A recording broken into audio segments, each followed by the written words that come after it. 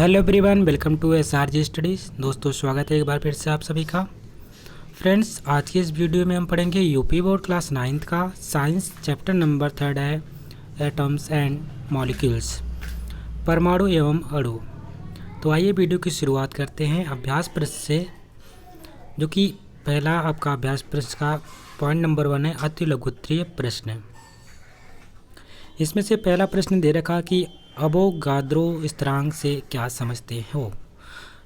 उत्तर में लिखेंगे 1 मोल कणों की संख्या, जो कि 6.022 इंटू 10⁻23 को अवोगाद्रो स्थिरांक कहते हैं। एक मोल का कण होता है, एक मोल कण होता है, उनकी जो संख्या होती है फ्रेंड्स वो कितनी होती है 6.022 इंटू 10⁻23।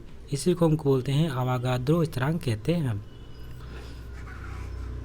प्रश्न नंबर 2 है, रासायनिक संयोजन के नियमों को सर्वप्रथम किसने प्रतिपादित किया।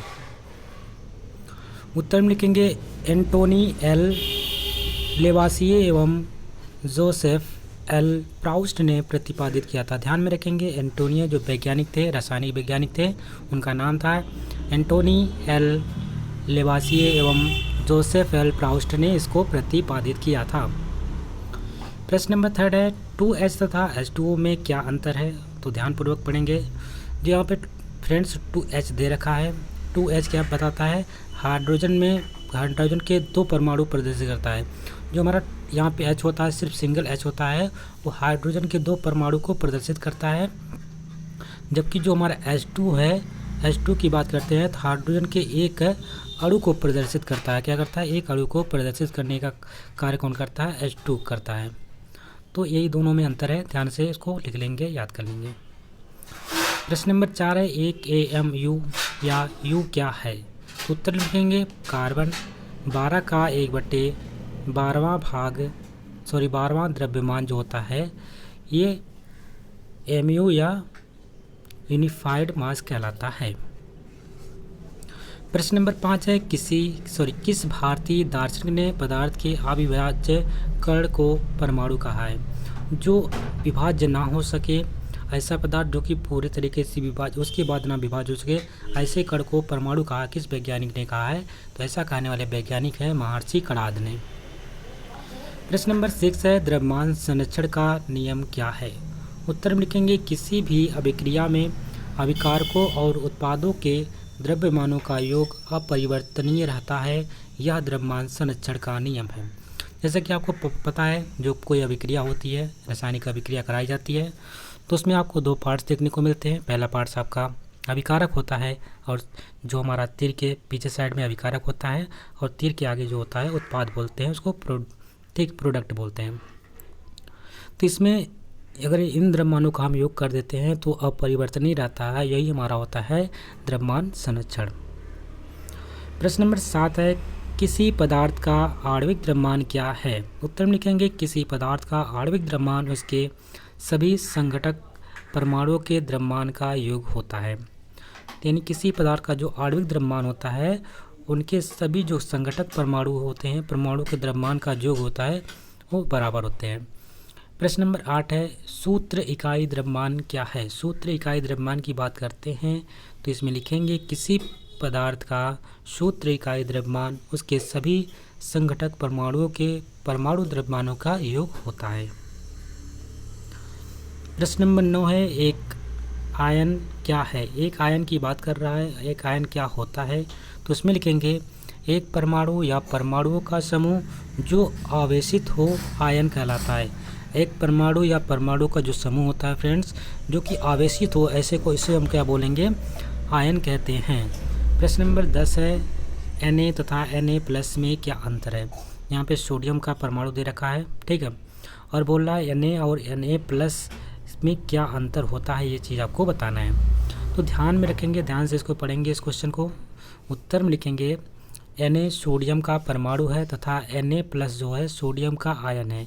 Na+ का मतलब होता है इसमें से एक इलेक्ट्रॉन निकल गया, ठीक है।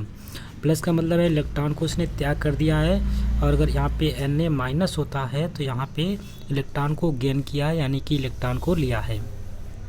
तो ये हमारा सोडियम आयन कहलाता है, जबकि हमारा ये परमाणु कहलाता है। यानी अगर पूरा रहता है तो हमारा सोडियम परमाणु कहलाएगा। उसमें अगर प्लस माइनस चार्ज आ जाता है तो उसको हम सोडियम आयन कहते हैं। प्रश्न नंबर 11 है He तथा P4 की परमाणुकता क्या है? तो उत्तर में लिखेंगे He की परमाणुकता जो होती है 1 होती है तथा P4 की परमाणुकता कितनी होती है? 4 होती है। हीलियम और यहाँ पे फास्फोरस की बात किया गया है, तो हीलियम में आपकी जो परमाणुकता होती है यानी कि संयोजकता की बात कर रहा है तो इसकी संयोजकता 1 होती है, जबकि P4 की संयोजकता होती है 4। प्रश्न नंबर 12 है 1 नैनोमीटर को मीटर में व्यक्त कीजिए। 1 नैनोमीटर बराबर कितना मीटर होता है? कई बार एग्जाम में पूछा गया है तो उसको एज इट इज़ याद कर लेंगे। 1 नैनोमीटर में फ्रेंड्स 10⁻⁹ मीटर होता है। 1 नैनोमीटर में 10⁻⁹ मीटर होता है। प्रश्न नंबर 13 है अमोनियम क्लोराइड का सूत्र लिखिए। तो अमोनियम क्लोराइड का जो सूत्र होता है NH4Cl होता है, ठीक है। ये हमारा अमोनियम क्लोराइड कहलाता है NH4Cl, ये अमोनियम क्लोराइड का फार्मूला है, इसको याद कर लीजिएगा। प्रश्न नंबर 14 है मोलर द्रव्यमान से क्या समझते हो? तो उत्तर में लिखेंगे किसी पदार्थ के 1 मोल के ग्राम में व्यक्त द्रव्यमान को मोलर द्रव्यमान कहते हैं। या कोई पदार्थ हो उसकी 1 मोल के ग्राम में व्यक्त द्रव्यमान को जो क्या कहते हैं वो हम लोग मोलर द्रव्यमान कहते हैं। कोई पदार्थ हो उसका 1 मोल लीजिए और उसको किस में व्यक्त कर दीजिए? ग्राम में व्यक्त कर दीजिए, तो ग्राम में जो व्यक्त होगा द्रव्यमान वो हमारा क्या कहलाता है? मोलर द्रव्यमान कहलाता है। प्रश्न नंबर 15 है संयोजकता से क्या समझते हैं? संयोजकता क्या होती है? वैलेंसी क्या होती है?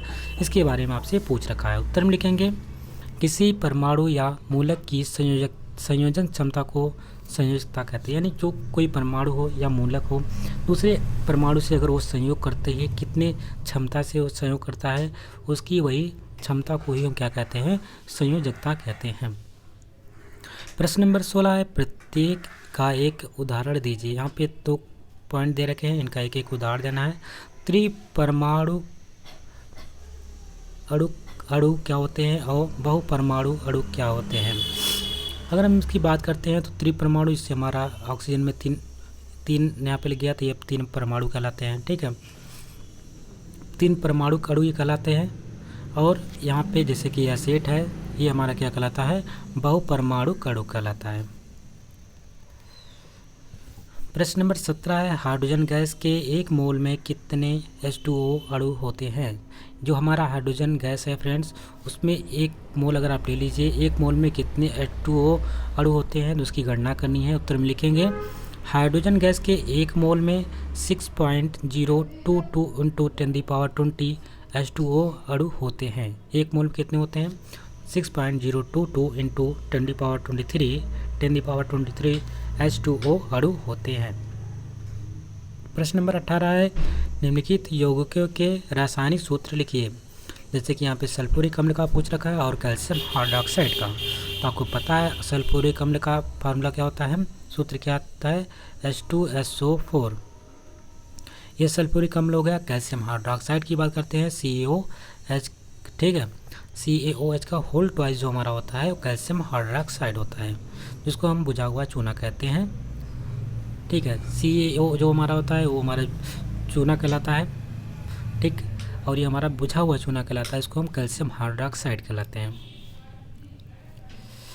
प्रश्न नंबर 19 की अगर बात करते हैं तो 19 में पूछ रहा है कि ऑक्सीजन का परमाणु द्रव्यमान 16 U है और O2 का मोलर द्रव्यमान क्या है? तो उत्तर में लिखेंगे O2 का आणविक द्रव्यमान की बात करते हैं तो 16 × यहाँ पे 2 अणु की बात कर रहा है तो 16 × 2 हो जाएगा, जो कि 16 U इस द्रव्यमान दे रखा है तो 16 दूनी कितना हो जाएगा? 32 हो जाएगा। अतः जो O2 का मोलर द्रव्यमान होगा वो कितना हो जाएगा? ग्राम में व्यक्त कर देंगे तो ये हमारा हो जाएगा 32 ग्राम। अणु अगर हमारा परमाणु दिया है, अणु में दिया है पर द्रव्यमान जो दे रखा है और उसको अगर मोलर में दे रखा है उस मोलर को हमने ग्राम में चेंज कर दिया तो हमारा मोलर द्रव्यमान कहलाता है। प्रश्न नंबर 20 है A2+ तथा Y- के संयोग से बने यौगिक का सूत्र क्या होगा? तो यहाँ पे AY2 बन जाएगा। क्या बन जाएगा फ्रेंड्स? AY2 बन जाएगा। यहाँ पे A2+ है, यहाँ पे Y- है, इसके संयोग से जो सूत्र बनता है वो बनता हमारा AY2। प्रश्न नंबर 21 है, निम्नलिखित द्वारा उत्पन्न यौगिकों का सूत्र और नाम लिखिए। तो यहाँ पे आपको यहाँ से रिएक्शन करानी है, रिएक्शन से आपके कौन से सूत्र बनते हैं और उनके नाम लिखना है। पहला पॉइंट है यहाँ पे Fe3+ और SO4 2-। इसका रिएक्शन अगर हम कराएंगे तो फ्रेंड्स क्या बनेगा हमारा Fe2SO4 का होल ऑफ थ्राइस आयन कहलाता है। आयन कितने होगा 3rd और सल्फेट ये बनता है।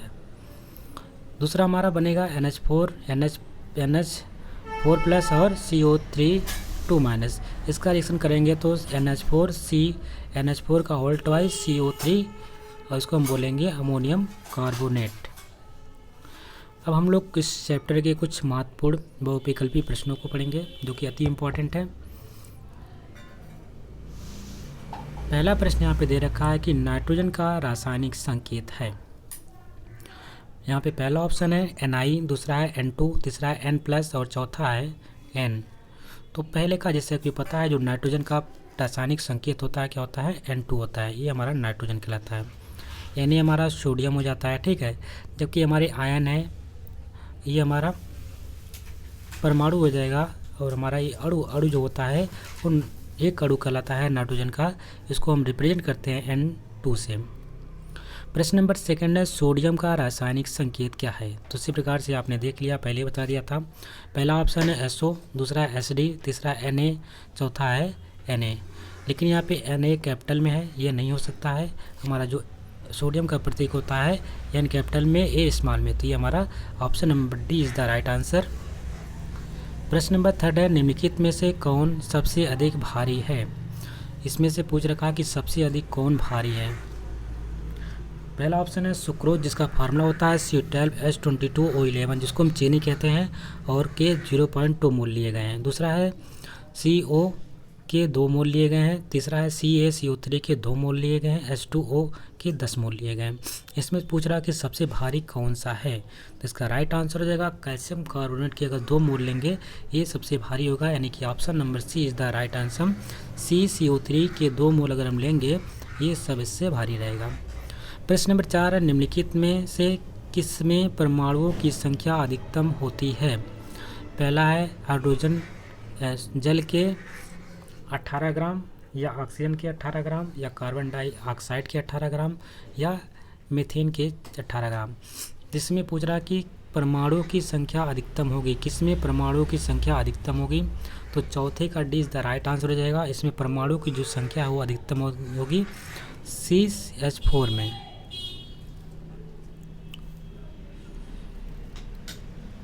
प्रश्न नंबर 5 है, डाल्टन ने प्रतिपादित किया है। पहला है ऑप्शन द्रव्य सूक्ष्म कणों का बना है जिन्हें परमाणु कहते हैं। दूसरा है परमाणु अविभाज्य है जिनका सृजन व विनाश संभव नहीं है। तीसरा है किसी तत्व के सभी परमाणु समान रासायनिक प्रक्रिया के होते हैं। या चौथा है उपर्युक्त सभी।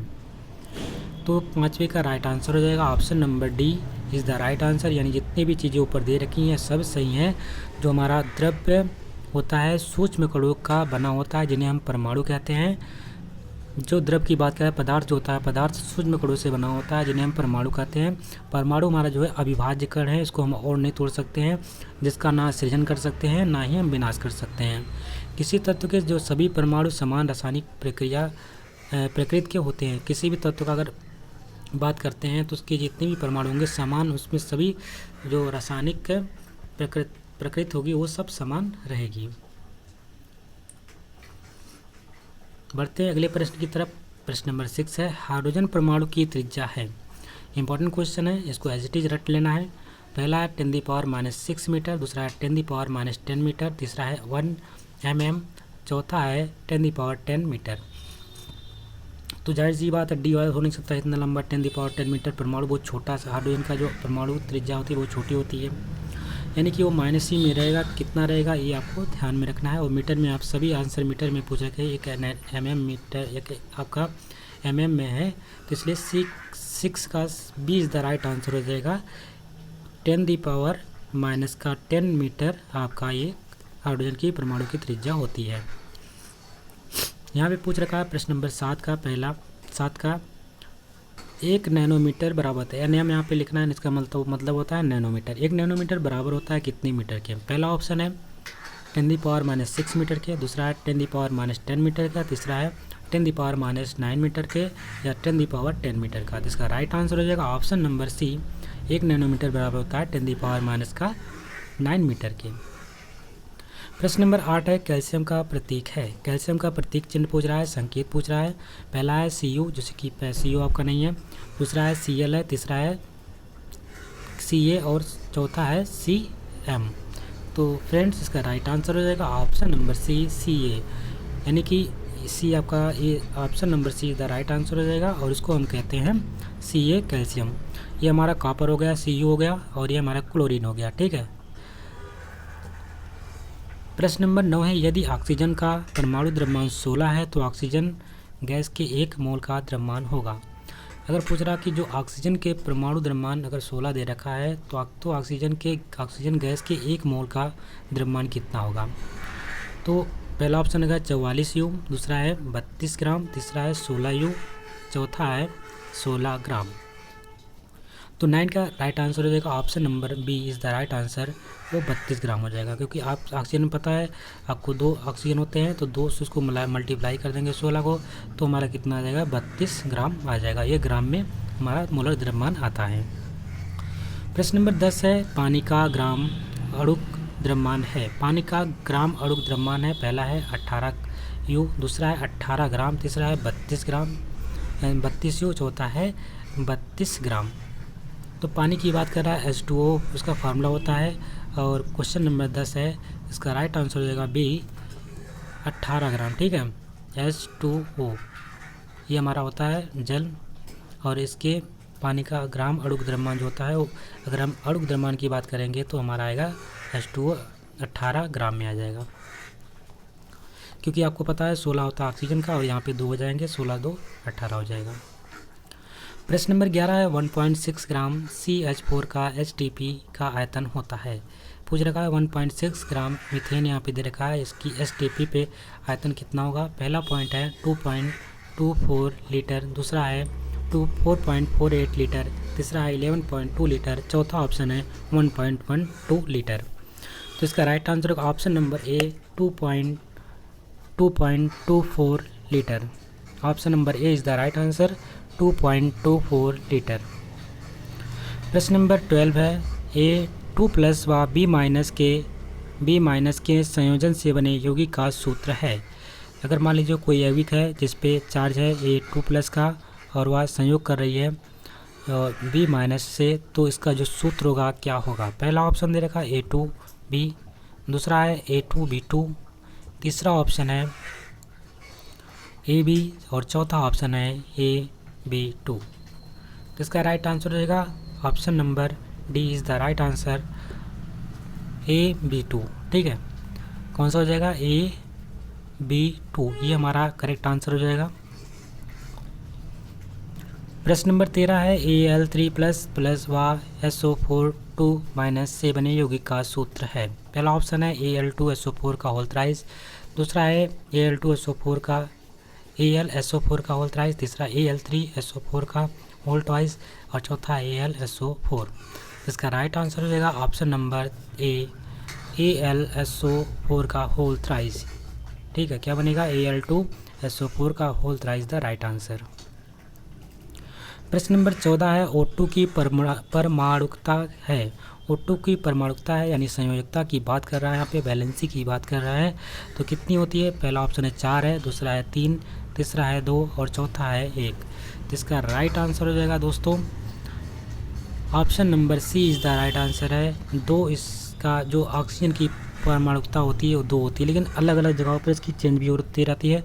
जैसे कि आपका पैराक्साइड में अलग होता है और जगह पे अलग होती है, तो ध्यान में रखना है। यहाँ फिलहाल नॉर्मली पूछा गया तो O2 की जो संयोजकता होती है 2 है, कहीं पे -1 भी है, 1 भी है, -2 भी है।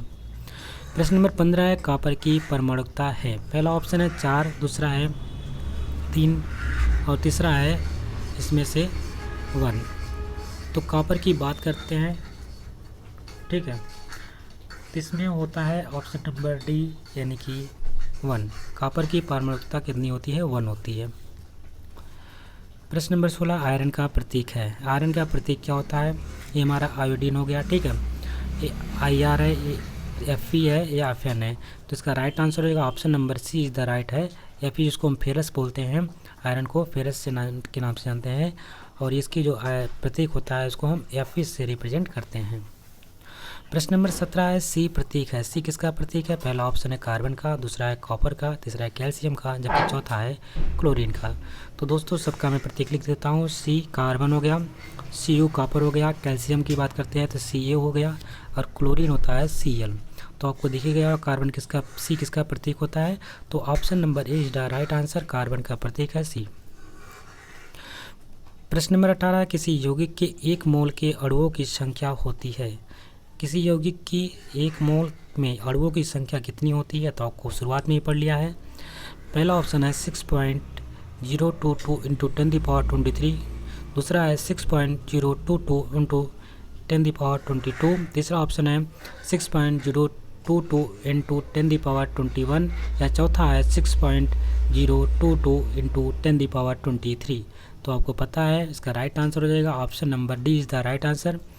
6.002 into 10⁻23 is the right answer. प्रश्न नंबर 19 है यदि जल का अणु द्रव्यमान 18 U और हो तो 1.8 ग्राम जल के अणुओं की संख्या होगी। पहला ऑप्शन है दोस्तों वही क्वेश्चन सेम रिपीट हुआ है, तो इसका राइट आंसर हो जाएगा 19 का, B is the right answer हो जाएगा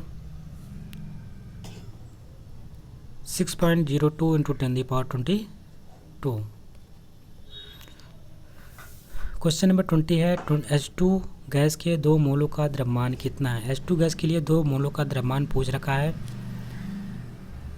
पहला ऑप्शन है 2 ग्राम, दूसरा है 1 ग्राम, तीसरा है 4 ग्राम, और चौथा है 4 U। मोलों का द्रव्यमान पूछ रहा है, तो ये फिलहाल आंसर हमारा ग्राम में आने वाला है। तो इसका राइट आंसर हो जाएगा 2 गुणे 2 कर देंगे, यानी इसकी संख्या हो जाएगी 4। 2 मोल है और यहाँ पे अणुओं की संख्या कितनी है? 2 है, इसको मल्टीप्लाई करेंगे तो आंसर कितना आएगा? 4। इसलिए option number C is the right answer, क्योंकि आंसर हमारा जो द्रव्यमान होता है वो ग्राम में आता है। 21 का प्रश्न नंबर 21 पूछ रहा है कि CO2 का ग्राम अणु द्रव्यमान है। CO2 का ग्राम अणु द्रव्यमान कितना होता है? पहला ऑप्शन है 44, दूसरा है 44 U, तीसरा है 44 ग्राम, या उपयुक्त सभी। तो जैसे कि आपको पता है ग्राम अणु द्रव्यमान हमारा ग्राम में आएगा, इसलिए इसका आंसर क्या हो सकता है? ग्राम में ही होगा।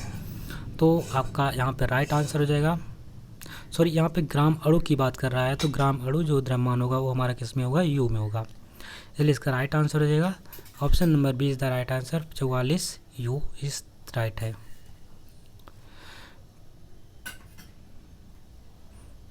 तो दोस्तों ये चैप्टर यहीं पे कंप्लीट होता है। आशा करते हैं आपको वीडियो पसंद आई होगी। यदि वीडियो अच्छी लगी इसको लाइक करिएगा, शेयर करिएगा, और चैनल पे नए हैं तो चैनल को सब्सक्राइब कर लीजिएगा। मिलते हैं एक नई वीडियो में, तब तक के लिए नमस्कार, जय हिंद।